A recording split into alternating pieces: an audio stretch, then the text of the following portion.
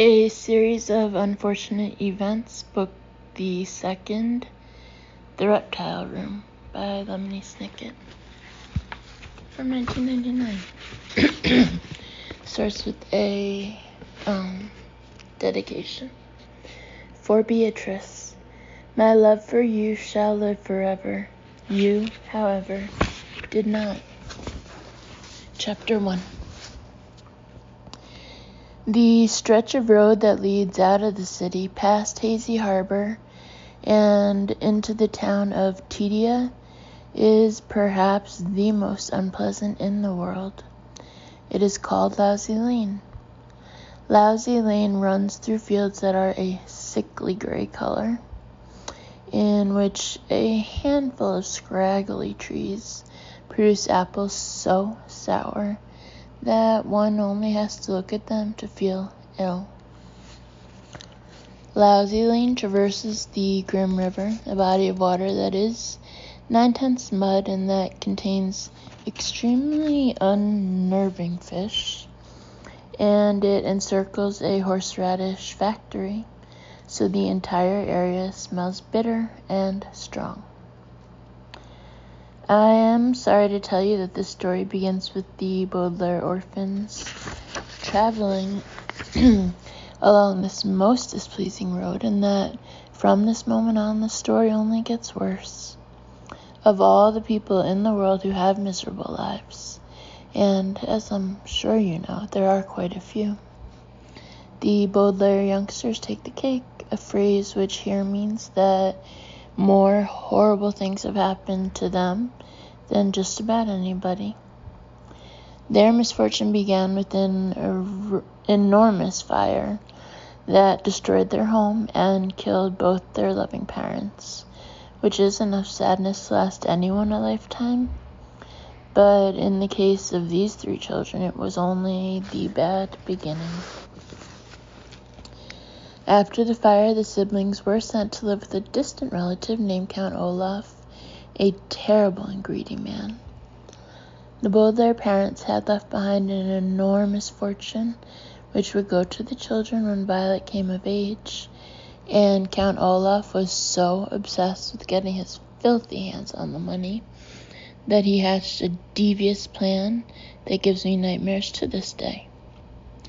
He was caught just in time, but he escaped and vowed to get a hold of the Baudelaire fortune sometime in the future.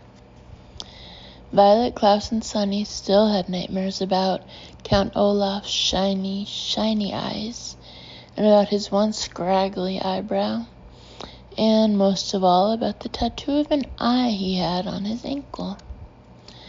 It seemed like that eye was watching the Baudelaire orphans wherever they went.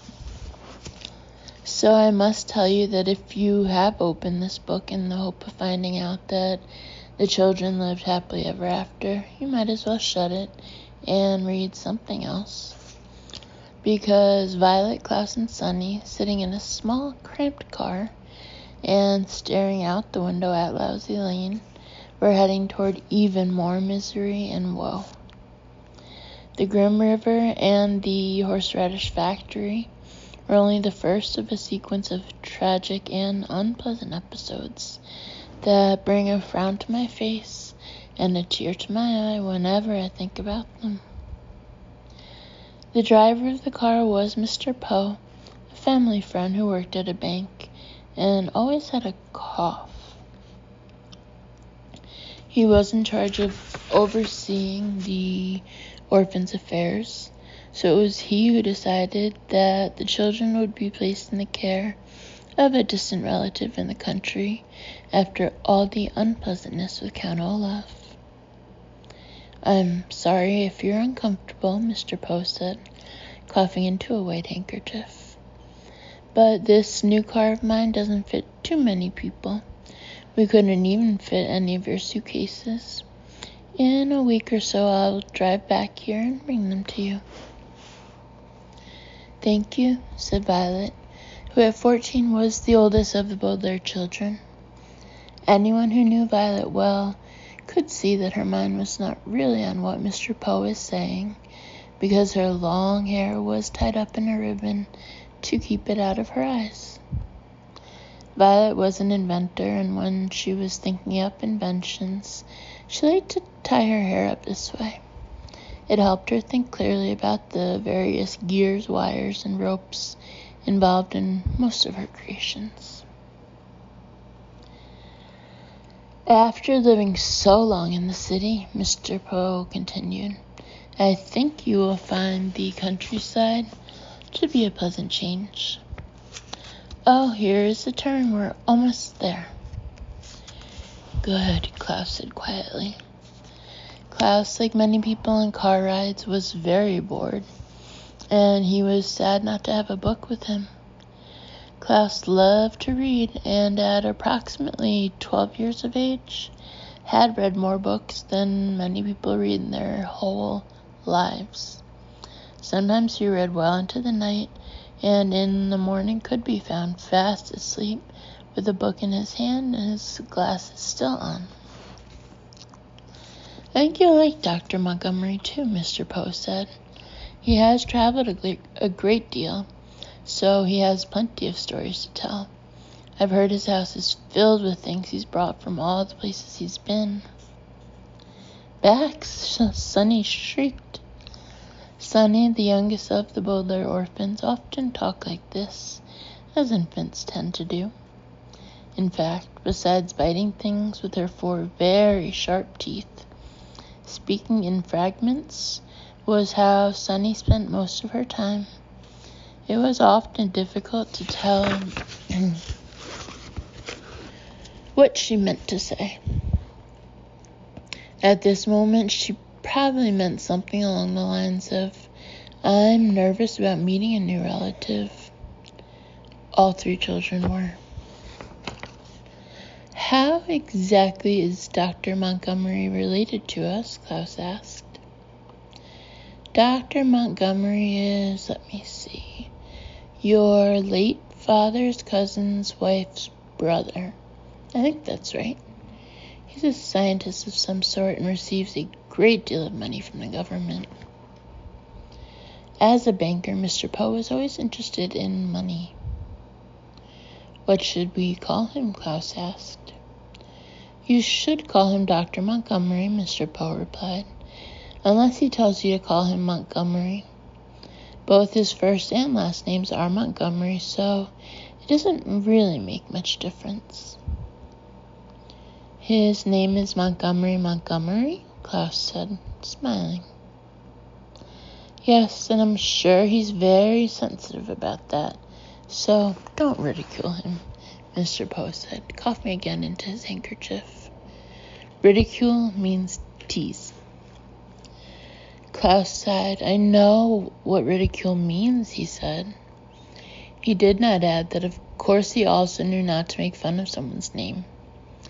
Occasionally people thought that because the orphans were unfortunate, they were also dim-witted.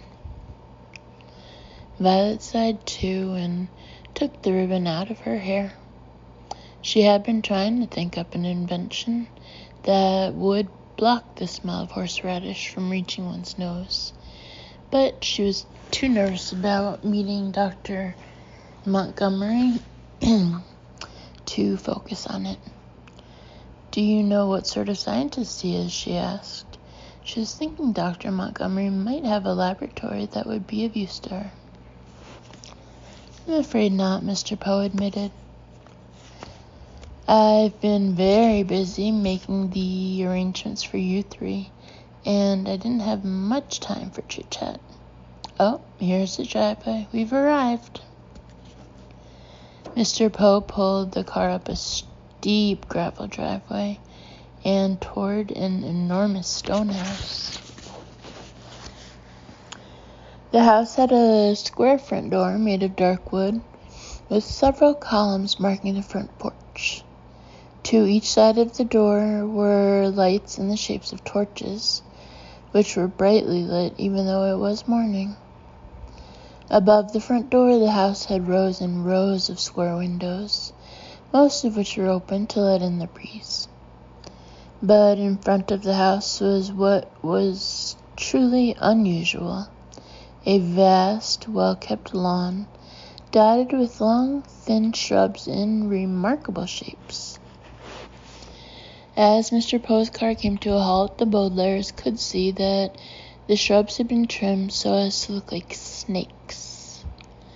Each hedge was a different kind of serpent, some long, some short, some with their tongues out, and some with their mouths open, showing green, fearsome teeth. They were quite eerie, and Violet, Klaus, and Sunny were a bit hesitant about walking beside them on their way up to the house. Mr. Poe, who led the way, didn't seem to notice the hedges at all, possibly because he was busy coaching the children on how to behave. Now, Klaus, don't ask too many questions right away. Violet, what happened to the ribbon in your hair? I thought you looked very distinguished in it. And somebody please make sure Sunny doesn't bite Dr. Montgomery. That wouldn't be a good first impression. Mr. Poe stepped up to the door and rang a doorbell that was one of the loudest the children had ever heard. After a moment's pause, they could hear approaching footsteps, and Violet, Klaus, and Sunny all looked at one another. They had no way of knowing, of course, that very soon there would be more misfortune within their unlucky family, but they nevertheless felt uneasy. Would Dr. Montgomery be a kind person, they wondered? Would he at least be better than Count Olaf? Could he possibly be worse? The door creaked open slowly, and the Baudelaire orphans held their breath as they peered into the dark entryway. They saw a dark burgundy carpet that lay on the floor.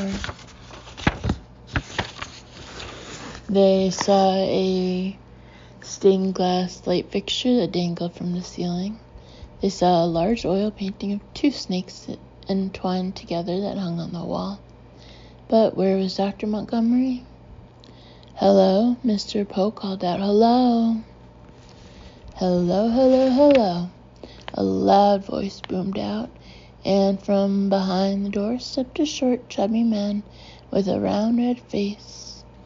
I am your Uncle Monty, and this is really perfect timing. I just finished making a coconut cream cake.